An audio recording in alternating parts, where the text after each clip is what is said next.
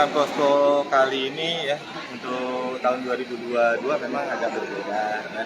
Karena memang kita sebenarnya posko ini hanya untuk posko data saja, tidak secara fisik, tapi teman-teman di Angkasa Pura ini berinisiatif untuk melakukan kegiatan posko secara fisik ya. Dikarenakan kami ingin memastikan pelayanan khususnya Angkasa Pura di masa pandemi COVID ini untuk kepada pengguna jasa itu berjalan dengan baik. Ya, baik itu dari sisi keamanan, keselamatan, kenyamanan selama di terminal atau di lingkungan bandara udara. Pak, untuk volume pemudik saat ini seperti apa, Pak Dian? Kalau volume mudik saat ini tetap masih terjadi penurunan dibandingkan tahun 2019. Tapi kalau dibandingkan tahun 2021, 2020 memang ada peningkatan tidak terlalu besar, sekitar 10 sampai dengan 20% per harinya. Ya, tapi itu masih variatif. Pak, untuk berubah. Untuk rata-rata perharinya berapa, Pak? Rata-rata per hari sekarang kita di angka 22.000. Biasanya sebelum masa pandemi COVID kita masih hari-hari biasa seperti ini bisa menyentuh angka di 38.000. Itu kenapa bisa menurun, Pak? Apa kan ini kan peraturan sudah longgar. Kenapa mereka agak menurun gitu? Ya banyak faktor apa yang mempengaruhi ya penurunan terjadinya traffic ya ataupun penumpang yang datang ke Makassar, mungkin dari sisi ekonomi, dari sisi dari sisi masih peraturan regulasi yang dikeluarkan oleh pemerintah kan.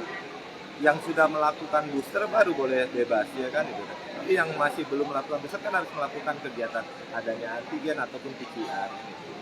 Ini ada imbauan dari Kapolri bahwa lebih bagus dipercepat mudiknya. Apakah sini sudah terlihat, Pak? Belum ada, sampai saat ini kita lihat masih normal-normal saja. Untuk volume kargo bagaimana, Bang? Volume kargo mulai dari awal pandemi COVID terjadi peningkatan ya, terjadi peningkatan hari per harinya itu sekitar 20 sampai 30%. Pak, untuk puncak mudiknya diprediksi kapan? H-2. H-2 ya. Itu kemungkinan berapa, Pak? Hitungan kami estimasi sekitar 34.000 sampai 35.000. Untuk hari itu ya. Pak, untuk kesiapan pihak Angkasa Pura sendiri menghadapi gelombang puncak mudik ini bagaimana, Pak? Ya, persiapannya salah satu tadi kami pastikan bahwa kami sebelum melaksanakan pengawasan protokol kesehatan kepada stakeholder pastinya kepada kami dulu untuk petugas-petugas kami dalam melaksanakan kegiatan harus menggunakan alat keselamatan atau APD ya, baik itu adanya glove, masker, face shield dan lain-lainnya. Nah, baru kita pastikan bahwa tenan-tenan kita ataupun para mitra kerja kita itu juga melakukan itu, sehingga para pengguna jasa datang ke bandara kita ini yakin bahwa bandara ini dalam kondisi steril dan mematuhi protokol kesehatan. Pak, untuk posko terpadunya ini sampai kapan, Pak? 14 hari kalau ada. 14 hari ya. Mulai hari ini ya? Ya, mulai besok tanggal 25. Mulai besok ya.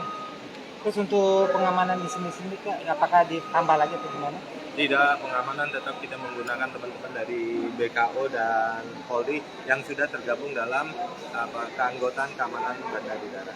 Setelah wawancara kami bersama dengan pihak Angkasa Pura yang mengatakan saat ini ya bisa kita lihat baru saja diresmikan posko terpadu untuk menangani mudik Tribuners.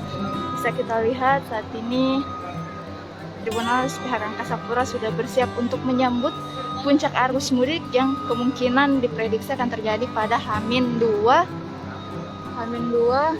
Idul Fitri Tribuners.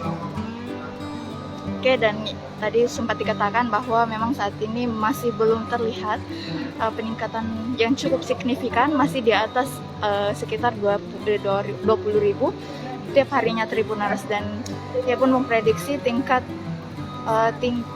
puncak mudik itu akan terjadi pada H-2 Idul Fitri nanti, di mana diprediksi jumlah penumpang bisa mencapai 34 hingga 35.000 per harinya Tribuners. Oke, sekian laporan Nurul Hidayah langsung dari Kabupaten Maros, Sulawesi Selatan. Terima kasih sudah nonton. Jangan lupa like, subscribe, dan share ya.